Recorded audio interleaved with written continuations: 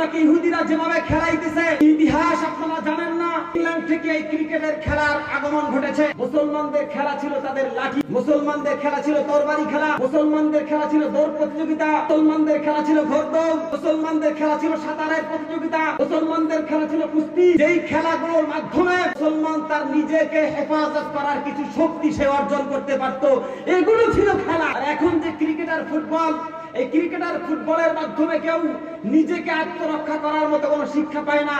এই খেলতামাশার বিনোদন হয়। এই খেলাগুলো মুসলমানের আবিষ্কারিত নাম। এই খেলাগুলো ইহুদিরা খ্রিস্টান বানায়া crore crore billion million trillion dollar এর পিছনে ঢালছে। বাংলাদেশের খেলা ছিল হাডুডু খেলা, ঠিক না? জাতীয় খেলা হাডুডু খেলা। ওই হাডুডু খেলা আর কেউ খেলে না, খালি ক্রিকেট ফুটবল। কারণ কি? এই ক্রিকেট আর ফুটবলকে ফলাও করার জন্য ইহুদি খ্রিস্টানরা হাজার হাজার না, লক্ষ লক্ষ না, crore crore billion million trillion dollar পর্যন্ত তারা ব্যয় করেছে, যাতে করে মুসলমান তার ঐতিহ্য ভুলে গিয়ে, মুসলমান তার ইমানি শক্তি ভুলে গিয়ে, মুসলমান তার সেই যে প্রস্তুতি আছে যা নিজেকে আত্মরক্ষা করার জন্য, এই খেলাগুলো সব বন্ধ করে দিয়ে তারা ক্রিকেট নামক ফুটবল নামক খেলা ছেড়ে দিয়েছে, যাতে করে এক রকমের প্রতিবন্ধী হয়ে যায়।